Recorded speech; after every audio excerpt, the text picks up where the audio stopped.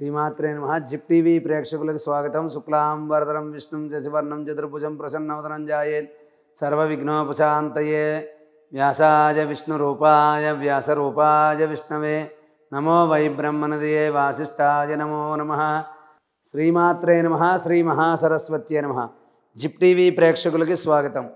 మనం ఈ రోజున మంత్రాలు రాకపోయినా కూడా ఇంట్లో మనం పూజ సులువుగా ముందు ఏమి చేయాలి, ఏ విధంగా చేసుకోవాలి అనేటటువంటి ఒక సులువైన మార్గం గురించి మనం తెలుసుకుందాం. కాబట్టి ఇంట్లో చాలామంది పూజ చేస్తూ ఉంటారు, వాళ్ళకి తోచిన విధంగా చేసేస్తారు. చాలామందికి మంత్రాలు రావు. రాని వాళ్ళు సులువుగా ఎలా చేసుకోవాలి అనేటటువంటి విషయం గురించి మనం ఇప్పుడు తెలుసుకుందాం. ముందుగా మనం దేవుడి మందిరంలోకి వెళ్ళిన తర్వాత చేయవలసిన పని ఏమిటయ్యా అంటే, ముందు రోజు మనం పూజ చేసినటువంటి పువ్వులు కానీ దండలు కానీ ఏమైనా ఉంటే అవన్నీ తీసేయాలి.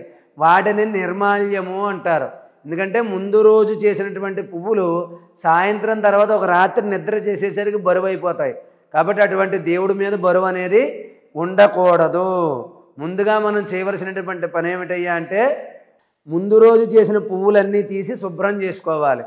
శుభ్రం చేసుకున్న తర్వాత దీపారాధన చేసే వాళ్ళు ఏం చేస్తారంటే అదే కుందుల్లో చేసేస్తూ ఉంటారు. అలా కాకుండా మనం ఈ రోజు ఉదయం చేసిన దీపారాధన చేస్తే మళ్ళీ సాయంత్రం దీపారాధన చేస్తే మళ్ళీ పొద్దున్న ఆ కుందులు దీపారాధన చేసి కుందులు ఏమైతే ఉన్నాయో అవి ప్రతిసారి శుభ్రంగా కడుక్కోవాలి. పొద్దున్న మనం దీపారాధన చేసాం, సాయంత్రం మళ్ళీ చేయాలంటే దాంట్లో నూనె ఉండిపోయినా ఒత్తులు ఏమైనా మిగిలిపోయినా అవన్నీ తీసేయాలి. పొద్దున్న మిగిలిపోయిన నూనెలో మళ్ళీ ఒత్తులు వేసి పెట్టేస్తూ ఉంటారు. అలా ఎప్పుడూ కూడా చెయ్యకూడదు. కాబట్టి ఆ యొక్క పొద్దున్న దీపారాధన చేసినప్పుడు ఏం చేయాలంటే ఆ కుందులు ప్రమిదలు ఏమైతే ఉన్నాయో అవన్నీ కూడా శుభ్రంగా కడుక్కుని ఆ దీపారాధన ప్రమిద కింద ఒక చిన్న ప్లేటుగా కానీ ఒక తమలపాకు లాంటిది కానీ వేసి పెట్టాలి. దీపాన్ని ఎప్పుడు కూడా కింద పెట్టకూడదు. ఆ విధంగా పాత పువ్వులన్నీ కూడా తీసేసి దీపాన్ని వెలిగించుకోవాలి. 2 దీపాలు తప్పకుండా వెలిగించుకోవాలి. దీపాన్ని వెలిగించుకున్న తర్వాత మనం ఆచమనం అని చెప్పి మనం నీళ్ళు ఇలా నైవేద్యం పెట్టడానికి తెచ్చుకుంటాం. కాబట్టి ఒక కలశం చెంబు లాంటిది ఒక చెంబుతో నీళ్లు తెచ్చి పెట్టుకుని దాంట్లో కొంచెం పసుపు కుంకుమ అక్షంతలు వేసి పువ్వు వేసుకుని, మీకు వస్తే కనుక గంగే చ యమునే చేవ గోదావరి సరస్వతి నర్మదే సింధు కావేరి జలేస్మిన్ సన్నిధిం కురు. గంగే చ యమునే చేవ గోదావరి సరస్వతి నర్మదే సింధు కావేరి జలేస్మిన్ సన్నిధిం కురు. ఈ యొక్క మంత్రాన్ని చదువుకున్నా లేకపోతే ఓం గంగా గంగా అని 3 సార్లు తలుచుకున్నా పర్వాలేదు. ఆ పువ్వుతో ఆ పసుపు కుంకుమ అక్షంతలు వేసి 3 సార్లు ఇలా తిప్పి ఆ పువ్వుతో నీళ్లు తీసుకుని ఆ దేవుడి ఫోటోల మీద అక్కడ జల్లి మీ శిరస్సు మీద జల్లుకోండి. ఇప్పుడు ఎవరైనా మన ఇంటికి వస్తే ముందుగా ఒక ఆసనం అనేది వేస్తాం, కూర్చోడానికి కుర్చీ లాంటిది అలాంటిది వేస్తాం. కాబట్టి దేవుడు ఇప్పుడు మన మందిరంలో ఉన్నాడు అన్న భావనతోటి ఒక పువ్వు తీసుకుని నేను మహాగణాధిపతి అని చెప్తున్నాను, అదేవిధంగా మీరు అక్కడ దేవుడి పేరు మార్చుకుని ఆవాహయామి అని ముందు ఒక పువ్వు పెట్టాలి. తర్వాత ఆసనం సమర్పయామి అని ఇంకో పువ్వు పెట్టండి. అలాగే ఆ కలశంలో మనం పసుపు కుంకుమ అక్షంతలు వేసుకున్న కలశం ఏదైతే ఉందో దాంట్లో పువ్వును ముంచి ఒక 3 సార్లు ఆ దేవుడి ఫోటోల మీద అక్కడ కూడా చల్లాలి. స్నానం సమర్పయామి అని చెప్పి అలా 3 సార్లు నీళ్లు చల్లండి. తర్వాత మీ దగ్గర ఉన్నటువంటి పువ్వులతో వస్త్రం సమర్పయామి, పుష్పం సమర్పయామి. అలాగే ఒక పువ్వు తీసుకుని గంధం తీసుకుని దాన్ని నీళ్ళల్లో ఇలా కలిపి ఆ గంధంలో పువ్వును ముంచి నేను గణపతయే నమః గంధం సమర్పయామి అంటే అక్కడ మీరు ఏ దేవుడు పూజ చేస్తున్నా దేవుడి పేరు మార్చుకోండి. అక్కడ మహాగణాధిపతయే నమః దివ్యశ్రీ చందనం సమర్పయామి. మళ్ళీ 2 అక్షంతలు వేయండి, అక్షితాం సమర్పయామి. తర్వాత మీ దగ్గర అష్టోత్తరం పుస్తకం ఉంటే అష్టోత్తరం, లేకపోతే మీ ఫోన్లో చూసి కానీ లేకపోతే పుస్తకంలో చూసి కానీ దేవుడికి సంబంధించిన నామాలు చదువుతూ అక్షింతలు పసుపు కుంకుమ పువ్వులు వేస్తూ ఉండాలి. ఇలాగా 10 నామాలు చేయండి, 16 చేయండి, అవకాశం ఉంటే 27, ఇంకా మీరు ఖాళీగా ఉండి చేసుకుంటానంటే 108 నామాలు చదువుకోండి. లేదండి మాకు సమయం లేదు అంటే మీ ఇష్టదైవం గణపతి అనుకోండి. ఓం గం గణపతయే నమః ఓం గం గణపతయే నమః అనుకుంటూ 16 సార్లు అక్కడ పువ్వులు వేయండి. అక్కడ యథాశక్తి పుష్ప పూజాం సమర్పయామి, యథాశక్తి పుష్ప పూజాం సమర్పయామి అక్కడికి పుష్పాలు, పసుపు, కుంకుమ అన్నీ వేసి నమస్కారం చేయండి. 2 అగరవత్తులు తీసుకుని వెలిగించి ఆ మంట ఆర్పేసి దేవుడికి అలా చూపించండి. అవి పక్కన పెట్టండి.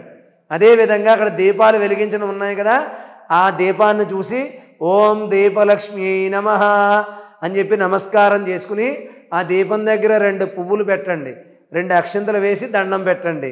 దీపం వెలిగించే ముందు కూడా మీరు దీపారాధన వెలిగించడానికి ముందు కొంచెం బొట్టు పెట్టి 2 పువ్వులు పెట్టి అక్షంతలు వేసి నమస్కారం చేసి దీపలక్ష్మీ నమః అని దీపాన్ని వెలిగించి తర్వాత మీరు ఏదైనా సరే ప్రసాదం చేసుకున్నట్లయితే ఓ బెల్లం ముక్కో, అరటిపండో, కొబ్బరి చెక్కో మీకు నచ్చింది అక్కడ పెట్టి దాని మీద నీళ్లు జల్లి 5 సార్లు ప్రథమ, ద్వితీయ, తృతీయ, చతుర్థ, పంచమ నివేదయామి అని ఒక 5 సార్లు అలా దేవుడికి చూపించండి. అయిపోయిన తర్వాత ఒక హారతి కర్పూరం తీసుకుని చిన్న పళ్ళెల్లో కానీ హారతి వెలిగించే దాంట్లో కానీ పెట్టి దేవుడికి 3 సార్లు ఇలా చూపించి దాన్ని కింద పెట్టి మళ్ళీ ఇలా దేవుడికి చూపించి దాని చుట్టూ హారతి ఇచ్చి దాని చుట్టూ నీళ్లు తిప్పి అది దేవుడికి చూపించి మీరు కళ్ళకద్దుకోండి. నీరాజనం దర్శయామి అని చెప్పి నమస్కారం చేసుకోండి.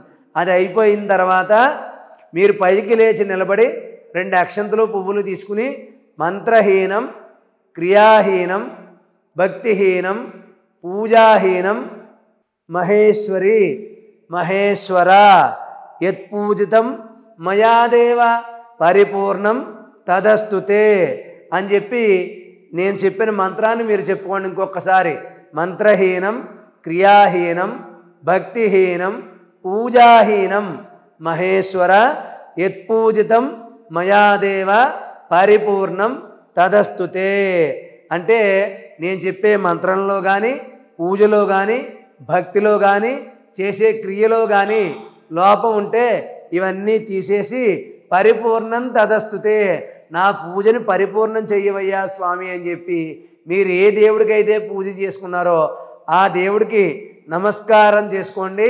మీకు అంతా కూడా మంచే జరుగుతుంది.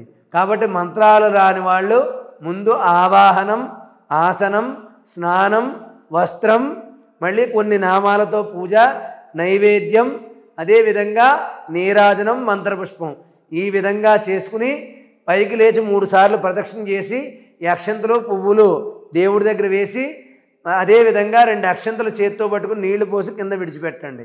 తర్వాత మీరు దేవుడి దగ్గర పూజ చేసినటువంటి ఆ కుంకుమ అయితే కుంకుమ, అక్షంతలు అయితే అక్షంతలు తీసి శిరస్సును వేసుకోండి. పూజ చేసిన పువ్వు తలలో పెట్టుకుని మీరు నైవేద్యం పెట్టిన ప్రసాదాన్ని స్వీకరించండి. మంత్రాలు రాకపోయినా, శ్లోకాలు రాకపోయినా ఈ వరుస క్రమంలో మీరు నిత్య పూజను చేసుకుంటూ ఉండండి. అదేవిధంగా యథాశక్తిగా ఓం గం గణపతయే నమః మంత్రాన్ని చదువుకోండి. ఎవరైనా సరే మంత్రాలు రాని వాళ్ళు ఈ విధంగా మీ నిత్య పూజా కార్యక్రమాలు చేసుకుని ఆ యొక్క ఇష్టదైవం, కులదైవం ఎవరైతే ఉన్నారో వాళ్ళని తలుచుకుంటూ నేను చెప్పిన వరుస క్రమంలో పూజ చేయండి. మీ పూజకి పరిపూర్ణమైన ఫలితం వస్తుంది. మీ పూజ ఫలిస్తుంది. ఫలించాలి అని చెప్పి మీ అందరినీ కూడా దేవుడితో పాటు దేవుడి యొక్క అనుగ్రహం మీ అందరికీ ఉండాలని చెప్పి ఆశీర్వదిస్తూ సర్వే జనా సుఖినో భవంతు. స్వస్తి.